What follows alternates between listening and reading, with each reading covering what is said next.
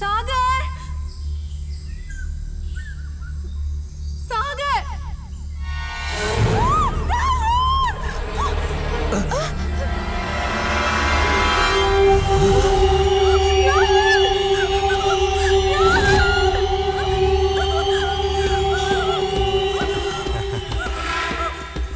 ఏయ్ వదలరా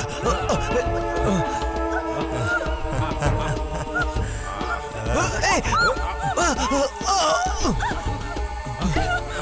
ఏయ్ రేయ్ నిన్ను వదలమన్నానా ఏయ్ వద్దు వద్దు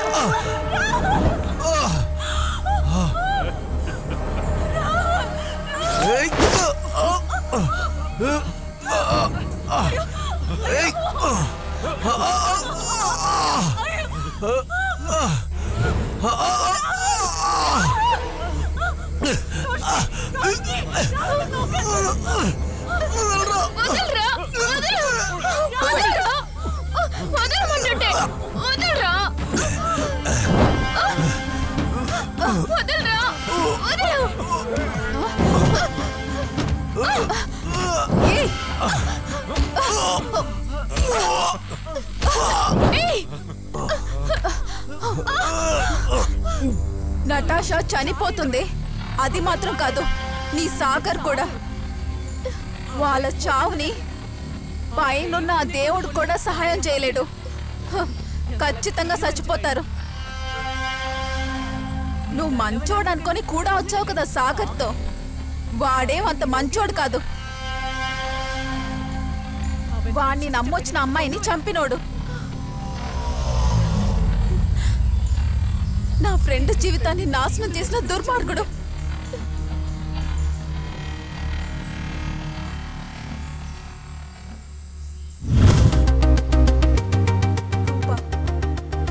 తను నాకు ఫ్రెండ్ మాత్రమే కాదు అనాథ అయిన నాకు ఒకే ఒక ఫ్యామిలీ మెంబర్ నా సిస్టర్ చెన్నైలో సాగర్కి ఫుడ్ అకామిడేషన్ తనే ఇచ్చేది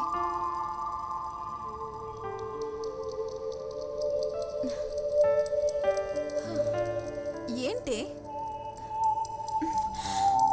ఏమైంది ఈరోజు కూడా లేటేనా తలనొప్పిగా ఉంది టాబ్లెట్ ఉందా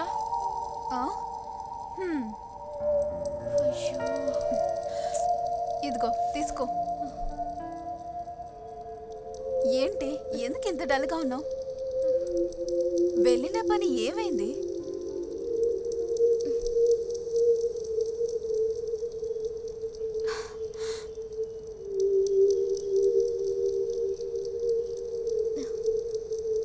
హలో వెళ్ళిన పని ఏమైంది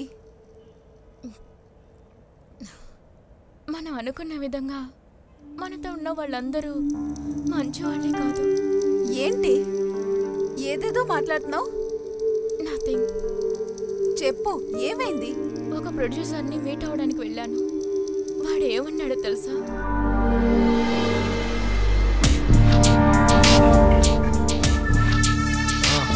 అవును ఏవిఎంలో ఆ ఎడిటర్కి ఇచ్చే ఓకే గుడ్ మార్నింగ్ సార్ నేను సాగర్ని ఓ 18th మీరు రమ్మన్నారు 18th కూర్చో పిలుస్తా నేను మళ్ళీ ఫోన్ చేస్తాను ఓకే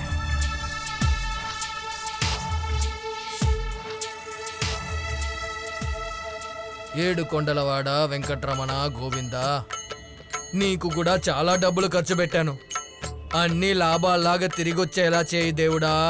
అలా వచ్చేలా చేస్తే నీ కొండకి నడిచొస్తాను దేవుడా. నారాయణ కాపాడయ్యా, రక్షించు.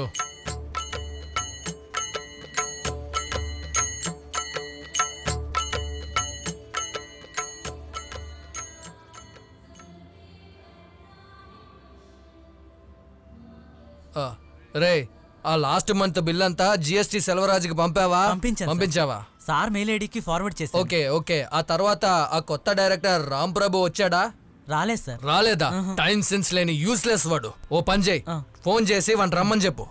రే సార్, ఆ సాగర్ని లోపలికి రమ్మని చెప్పు. బాగా ప్రే చేశాను. మిమ్మల్ని లోపల పిలుస్తున్నారు సార్. ఓకే, మీ ఒక్కనే రమ్మన్నారు. టెన్షన్ పడకుండా లోపలికి వెళ్ళు. సార్ రా సాగర్, కూర్చో. ఏంటయ్యా 18 అనగానే పొద్దున్నే వచ్చేసావు? కాదు సార్, 18వ తారీఖు పొద్దున్న కొత్త డైరెక్టర్ వస్తారని చెప్పారు. అందుకనే ఇంత పొద్దున్న వచ్చాను. 3 సంవత్సరాలుగా ఛాన్స్ కోసం వెనకాలే తిరుగుతున్నాను సార్.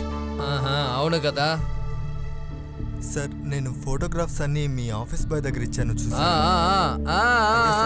అన్ని సూపర్ గా ఉన్నాయి, చాలా బాగున్నాయి. వెరీ గుడ్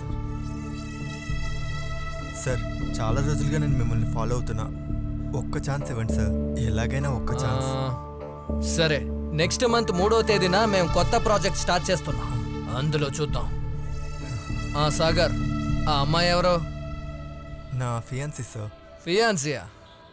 ప్రతి ఒక్క మొగాడి వెనకాల తప్పకుండా ఒక ఆడదుంటుంది. అది నీ విషయంలో చాలా కరెక్ట్.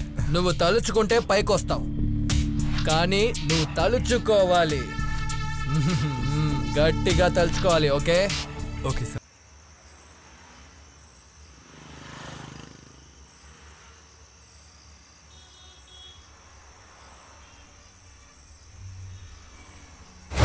సాగర్, నువ్వు అసలు ఏం మాట్లాడుతున్నావు నీకైనా అర్థం అవుతుందా? Damn it. అది కాదు, ఇలాంటి వాళ్ళ దగ్గరికి నన్ను ఇంకెప్పుడు తీసుకెళ్ళకు. నేను ఒప్పుకుంటాను. ఈ ఊర్లో సినిమాలు తీసే ప్రొడ్యూసర్లో కల్లా నీకు ఇతనే ఛాన్స్ ఇస్తున్నాడా ఏంటి? నేను అలాంటి దాన్ని కాదు సాగర్, నీకు తెలుసు కదా.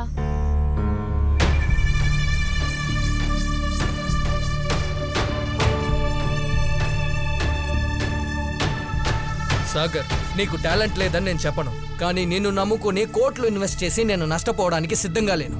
అర్థమైందా? సార్ సార్, ఒకే ఒక్కసారి నన్ను నమ్మండి సార్. ఒక్క ఛాన్స్ ఇవ్వండి sir. Please give me only 1 chance. I beg you sir. నా వల్ల మీకు నష్టం కలగదు సార్. నన్ను నమ్మండి సార్, ప్లీజ్ సార్, ప్లీజ్. నేను నమ్మి లాభం లేదు. నువ్వు తలుచుకోవాలి. నువ్వు తలుచుకుంటే చాలు, అన్నీ ఈజీగా జరిగిపోతాయి. సార్, మీరు చెప్పేది నాకు అర్థం కావట్లేదు. నేను ఆ రోజే చెప్పానుగా, నీకింకా అర్థం కాలేదా? ఒక మగవాడి విజయం వెనకాల తప్పకుండా ఒక ఆడది ఉంటుందని నీకింకా అర్థం కాలేదా? నువ్వెందుకు టెన్షన్ పడతావు? ఎందుకు? నీకోసం ఏవైనా చేయడానికి ఒక అమ్మాయి సిద్ధంగా ఉన్నప్పుడు నువ్వెందుకు టెన్షన్ పడతావు? నా కొత్త సినిమాలో నువ్వు హీరోగా నటించాలా? నటించాలిగా? Then it is so simple. Get me her for 1 day. Only 1 day. Are you okay?